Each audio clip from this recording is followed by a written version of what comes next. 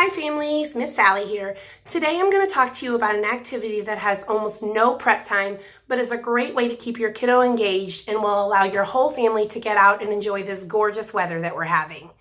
It's a simple way for your kiddo to learn some color recognition, to do a little sorting, a little classifying, to get an opportunity to kind of explore and investigate nature a little more. So without further ado, let's get into our nature scavenger hunt for colors. So all you're going to need is a paper lunch sack, but if you don't have that, no big deal. White printer paper will work just fine. That's what I had at my house. Some markers, crayons will work fine too, colored pencils, Sharpies if you don't have anything washable because you're going to be doing that part, not the kiddos. And then something to contain the items that you collect on your scavenger hunt. So a little bucket. Now, if your kiddos are ambitious and like to collect a lot, you might want to get something larger. Maybe like a grocery sack or a big sand bucket. Anything that you like, anything that you have available. It's really up to you guys. So what you're going to do is take your paper and then color on your swatches of all the different colors you have. And, feel free to put a couple of crazy colors on there because you'll be amazed what you find out there in nature.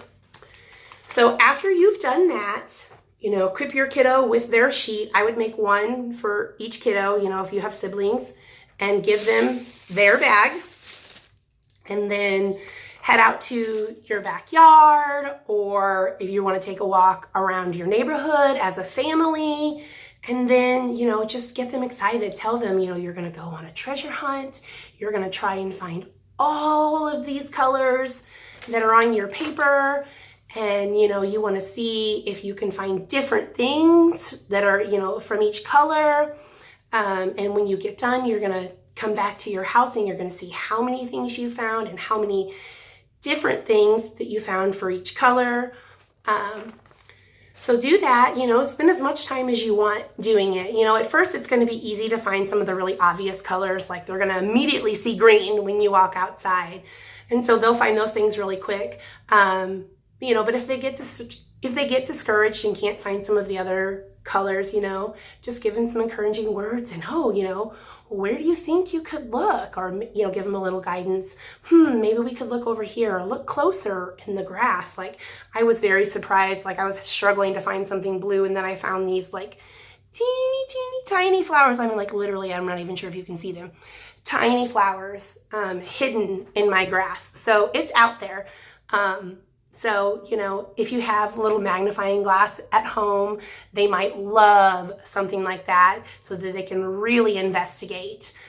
So, have fun, get creative.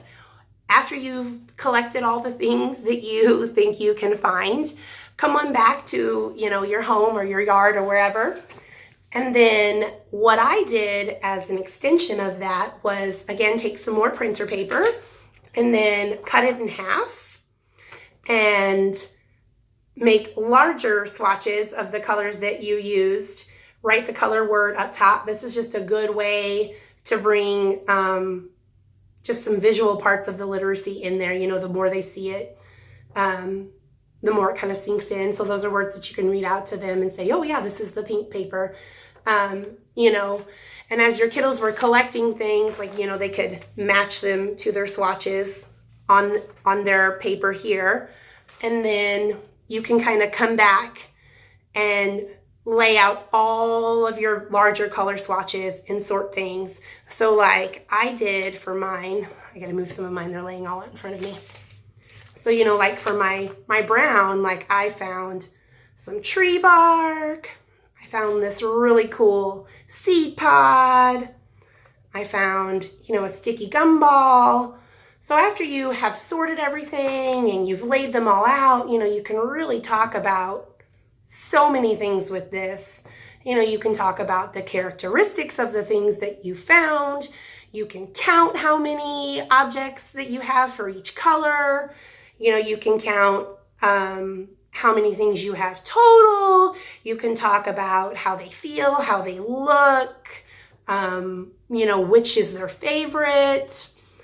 You know, the possibilities are really endless in the amount of like language you can talk about here, the amount of sorting that you could do. You know, you could, again, sort these by texture, you know, which things are smooth, which things are soft, which things are prickly, which are big, which are small, you know, which can grow and which can't grow. So just, you know, get creative, like let your kiddo take the lead on this.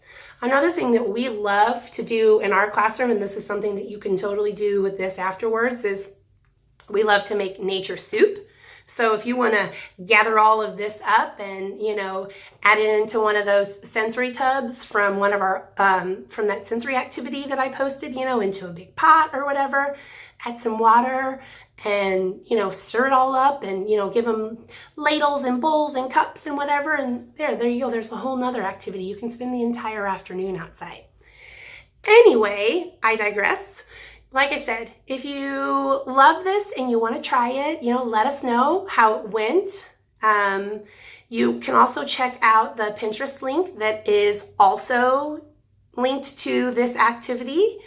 I hope you guys enjoy it. Have fun.